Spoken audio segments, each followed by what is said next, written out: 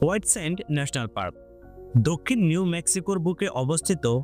এই ঝকঝকে সাদা জিপসামের বালুর রাজ্যটি 275 বর্গ মাইলেরও বেশি এলাকা জুড়ে বিস্তৃত, যা একে বিশ্বের সবচেয়ে বড় জিপসামের বালুর প্রান্তর হিসেবে গড়ে তুলেছে। কিন্তু এটি শুধুই কি একটি মরুভূমি নাকি অন্য কিছু? এটি এমন একটি জায়গা যেখানে সময় থেমে যায়, আলোর দিগন্ত নাচে আর নীরবতা গান গায়। এটাই হোয়াইট স্যান্ডের বাস্তবতা। ভূমিকা এবং অবস্থান। হোয়াইট স্যান্ড ন্যাশনাল পার্ক তোলোরোসা বেসিনে, যা মেক্সিকোতে অবস্থিত। এর এক পাশে পাহাড় এবং অন্য পাশে পর্বতমালা।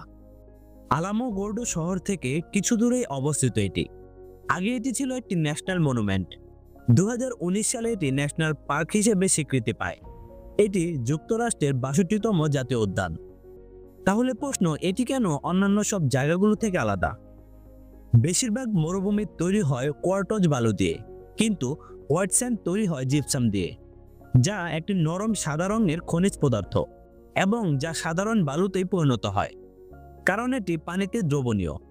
তবে এই অঞ্চলের জলবায়ু এবং ভূতাত্ত্বিক পরিবেশ এতটাই বিশেষ যে এখানে জিপসাম জমে বিশাল বিশাল সাদা ঢাবিতে পরিণত হয়, যা সূর্যের আলোয় চকচক করে এবং রাতের আলোতে জ্বলে ওঠে। জিপসাম বালু ঠান্ডা, এমনকি গরমের দিনও এটি ঠান্ডা থাকে।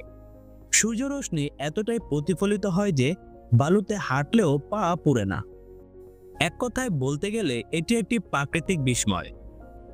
হোয়াইট স্যান্ডের রহস্য জানতে হলে যেতে হবে আপনাকে 25 কোটি বছর আগে। এই এলাকাটি তখন একটি অগভীর সমুদ্র ছিল। সেই সমুদ্রের তলদেশে স্তরে স্তরে জমেছিল জিপসাম।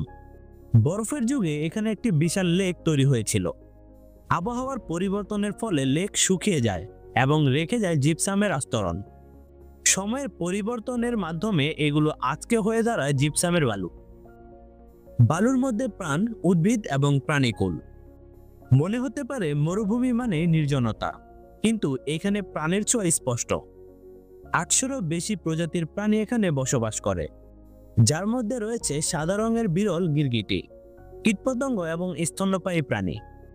বিশেষভাবে উল্লেখযোগ্য ইয়ারলেস লেজার্ড, যার শরীরের রং এতটাই ফ্যাকাশে যে এটি বালুর সঙ্গে মিশে যায় এবং শিকারীদের হাত থেকে রক্ষা পায়। এখানে জীবন শুধু টিকে নেই, বরং কঠিন পরিবেশে দারুণভাবে বিকশিত হচ্ছে।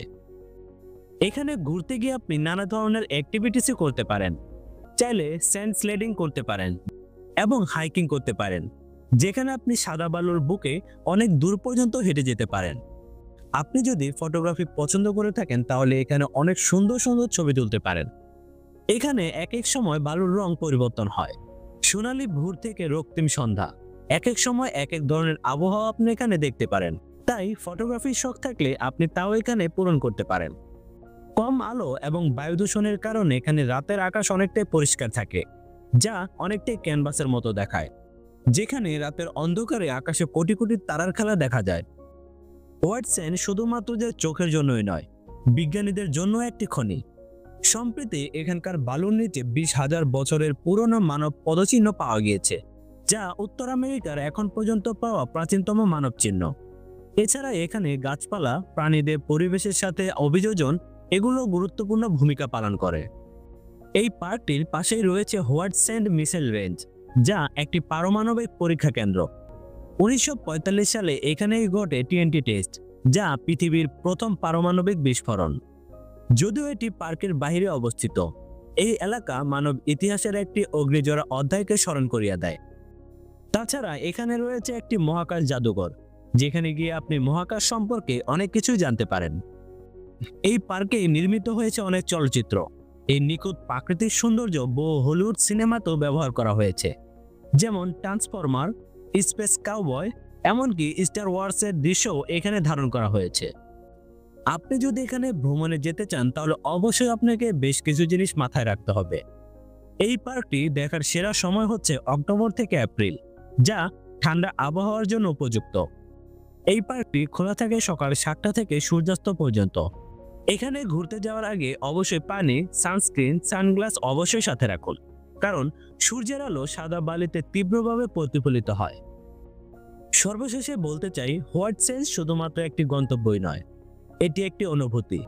এই স্থান আপনাকে মনে করিয়ে দিবে পৃথিবীর রহস্যময় সৌন্দর্য ঠিক কতটা নিস্তব্ধতা হতে পারে। এটি এমন একটি জায়গা যেখানে প্রতিটি পায়ের ছাপ নিজের গল্প লিখে থাকে, আর বাতাস তা আবারও মুছে দেয়। তো ভিউয়ার্স, আজকের এই ভিডিওটি আপনাদের কেমন লাগলো তা কিন্তু কমেন্টে জানাতে ভুলবেন না। তাছাড়া চ্যানেলে নতুন হয়ে থাকলে এখনই চ্যানেলটি সাবস্ক্রাইব করুন, ভিডিওতে লাইক করুন এবং আপনার কোনো বন্ধুর সাথে শেয়ার করুন। তো আর যাচ্ছি না, দেখা হবে নতুন কোনো ভিডিওতে। আজকের জন্য আল্লাহ হাফেজ।